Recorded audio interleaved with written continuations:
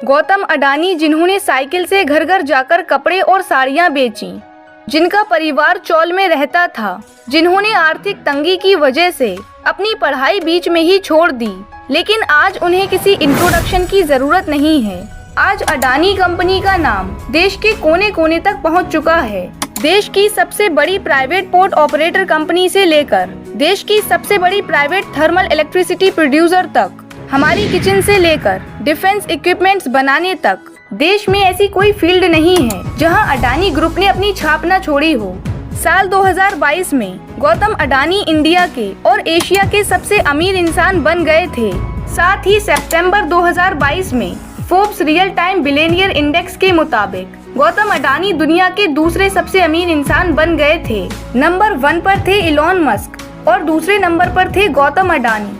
लेकिन अमेरिकी research firm Hindenburg की अडानी ग्रुप को लेकर आई हिंडनबर्ग रिपोर्ट ने ऐसी तबाही ला दी कि उनका विशाल साम्राज्य हिल गया। दोस्तों, इस वीडियो में हम गौतम अडानी की संघर्ष भरी कहानी के बारे में बात करेंगे कि कैसे गौतम अडानी कड़ी मेहनत के दम पर इतने बड़े बिजनेस टाइकून बन गए। इनका जन्म 24 जून 1962 को गुजरात के अहमदाबाद में एक मिडिल क्लास फैमिली में हुआ था। ये कुल 7 भाई बहन थे। गौतम अडानी का पूरा परिवार एक चौल में रहता था। इनके पिता कपड़े का एक छोटा सा व्यापार करते थे, जिसमें अडानी भी अपने पिता का हाथ बटाते थे। गौतम अडानी ने अहमदाबाद में साइकिल से घर घर जाकर कपड़े और साड़ियां बेचने से अपना काम शुरू किया था।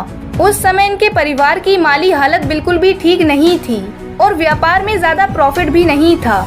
इन्होंने जैसे तैसे अपनी स्कूली शिक्षा पूरी की। उसके बाद इन्होंने गुजरात यूनिवर्सिटी में बीकॉम में एडमिशन ले लिया, लेकिन उसके दूसरे ही साल कॉलेज से ड्रॉप लेने का फैसला किया। अपनी पढ़ाई बीच में ही छोड़ने के बाद केवल 18 साल की उम्र में चंद पैसों के साथ काम की तलाश में ये मुंबई चले गए। उस समय इनकी आर्थिक स्थिति इतनी खराब थी कि अपने दोस्त के स्कूटर के पीछे बैठकर सफर करते थे। मुंबई में इन्हें महिंद्रा ब्रदर्स की डायमंड कंपनी में डायमंड सॉर्टर की नौकरी मिल गई।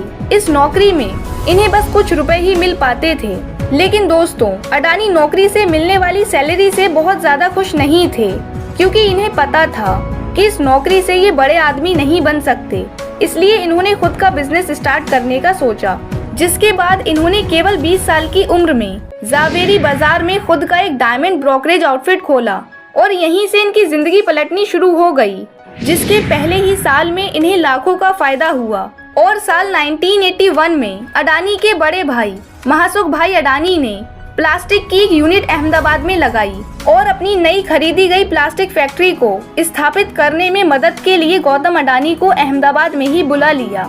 गौतम अडानी के बड़े भाई की कंपनी में हर साल 20 टन पीवीसी यानी पॉलीविनाइल क्लोराइड की जरूरत पड़ती थी, जो कि इंडिया में आईपीसीएल इतना नहीं दे पाता था। इसलिए गौतम अडानी ने कांडला पोर्ट के थ्रू प्लास्टिक ग्रेन्यूल्स को भारत में इंपोर्ट करना शुरू कर दिया, जो प्लास्टिक के प्रोडक्शन में यूज होने वाला सबसे इम्पोर्टेंट मटेरियल है। इसके लिए गौतम अडानी ने दक्षिण कोरिया का दौरा किया और व्यापार में जरूरी चीजों को समझने के बाद 1988 में इन्होंने अडानी एक्सपोर्ट्स लिमिटेड की शुरुआत की, जिसे आज हम अडानी एंटरप्राइजेस लिमिटेड के नाम से जानते हैं। साल 1993 में गुजरात सरकार ने ये ऐलान किया था कि मुद्रा पोर्ट चलाने के लिए सरकार किसी प्राइवेट कंपनी को काम पर रखेगी और 1995 में गौतम अडानी को ये कॉन्ट्रैक्ट मिल गया। इन्होंने मुद्रा पोर्ट को भारत में प्राइवेट सेक्टर का सबसे बड़ा पोर्ट बनाकर ऊंचाइयों तक पहुंचाया। और आपको बता दें कि आज भी ये दुनिया का सबसे बड़ा कमर्शियल पोर्ट है। अडानी ने 1995 में Adani ports and SEZ company शुरू की, जो कि आज भारत की सबसे बड़ी प्राइवेट पोर्ट्स ऑपरेटर कंपनी है। 90 के दशक में अडानी का बिजनेस काफी एक्सपेंड हुआ और इन्होंने टेक्सटाइल और एग्रो प्रोडक्ट्स में भी ट्रेड करना शुरू कर दिया। अडानी पावर लिमिटेड की नींव 1996 में रखी गई, जो अडानी ग्रुप के पावर बिजनेस का बहुत ही इम्पोर्टेंट पार्ट है।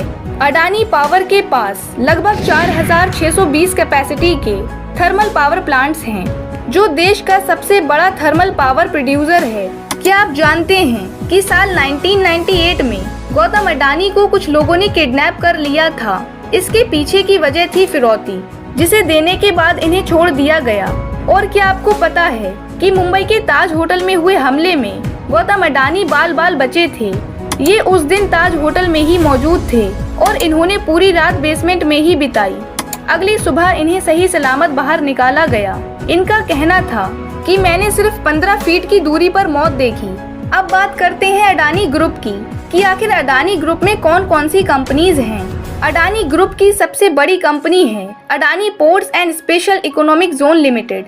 इसे गौतम अडानी के बेटे करण अडानी संभालते हैं। ये कंपनी गुजरात के मुद्रा पोर्ट को ऑपरेट और मैनेज करने का काम करती है, जो कि इंडिया का सबसे बड़ा प्राइवेट कमर्शियल पोर्ट है। इसके अलावा ये कंपनी भारत के 15 और अलग अलग पोर्ट्स को भी ऑपरेट करती है। इसके बाद बारी आती है अडानी लॉजिस्टिक लिमिटेड की। असल में जो कंटेनर्स अडानी पोर्ट्स पर आते हैं उन्हें देश की अलग अलग लोकेशंस पर पहुंचाने का काम अडानी लॉजिस्टिक लिमिटेड करती है। और आपको ये जानकर हैरानी होगी कि अडानी ग्रुप के पास अपनी खुद की एक प्राइवेट 300 किलोमीटर की एक लंबी रेलवे लाइन है, जिसका यूज अडानी लॉजिस्टिक लिमिटेड में किया जाता है। इसके अलावा ये company food corporation of India को अनाज का ट्रांसपोर्टेशन, स्टोरेज और सप्लाई चेन जैसी सर्विसेज में भी हेल्प करती है। अडानी ग्रुप ने साल 2019 के दौरान एयरपोर्ट सेक्टर में भी अपनी छाप छोड़ी, जिसके लिए अडानी एंटरप्राइजेज लिमिटेड भारत के 7 एयरपोर्ट्स को ऑपरेट करती है, जिसमें मुंबई इंटरनेशनल एयरपोर्ट भी शामिल है। जिसके बाद आती है अडानी ग्रीन एनर्जी लिमिटेड, जो कि इंडिया की सबसे बड़ी रिन्यूएबल एनर्जी कंपनी है। देश के 11 अलग अलग राज्यों में काम कर रही ये कंपनी सोलर और विंड की हेल्प से एनर्जी जनरेट करती है। और दोस्तों, खास बात ये है कि सोलर एनर्जी बनाने के लिए जिन सोलर पैनल्स की जरूरत पड़ती है वो भी अडानी ग्रुप की ही कंपनी अडानी सोलर बनाती है, जो अपने आप में दुनिया की टॉप सोलर पैनल मैन्युफैक्चरर्स में से एक है। इसके बाद आती है अडानी पावर लिमिटेड, जो कि इंडिया की सबसे बड़ी प्राइवेट थर्मल इलेक्ट्रिसिटी प्रोड्यूसर है। दोस्तों, अभी तक हमने ये जाना कि अडानी ग्रुप सोलर, विंड और थर्मल पावर स्टेशंस के थ्रू एनर्जी जनरेट करता है, लेकिन अब सवाल ये आता है कि इस एनर्जी का ट्रांसमिशन कैसे किया जाता है। और अब बारी आती है अडानी ट्रांसमिशन कंपनी की, जो कि इंडिया की सबसे बड़ी प्राइवेट पावर ट्रांसमिशन कंपनीज में से एक है। ट्रांसमिशन टावर्स के जरिए ये कंपनी इलेक्ट्रिसिटी ट्रांसमिट और डिस्ट्रीब्यूट करती है।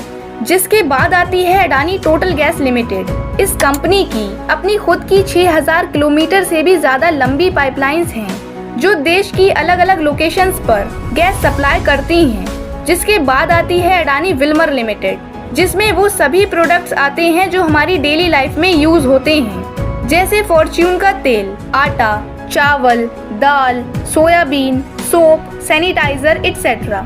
और इसके बाद आती है अडानी डिफेंस एंड एरोस्पेस। ये कंपनी इंडियन आर्मी के लिए इक्विपमेंट्स बनाती है, जैसे drones, air defence guns, submarines और फाइटर एयरक्राफ्ट्स जैसी तमाम चीजें बनाती है। इन सब के अलावा Adani group coal mining, financial services, road construction, metro, railway line, data centre और साथ ही सीमेंट जैसे Ambuja cement, ACC, Sanghi cement, साथ ही रियल एस्टेट में अडानी प्रॉपर्टीज लिमिटेड के अंदर मुंबई के धारावी का रीडेवलपमेंट हो रहा है। और साथ ही Adani media networks limited NDTV यानी न्यू दिल्ली टेलीविजन लिमिटेड में 64.71% का स्टेक होल्डर है। और इसके साथ ही अडानी ग्रुप के अंदर कई सारी स्पोर्ट्स टीम भी हैं, जिसमें Gujarat giants team in pro kabaddi league, women's premier league in Ahmedabad etcetera. तो दोस्तों, गौतम अडानी ने 1988 में अडानी एक्सपोर्ट्स लिमिटेड एक कमोडिटी ट्रेडिंग कंपनी की शुरुआत केवल 5 लाख रुपए से की थी।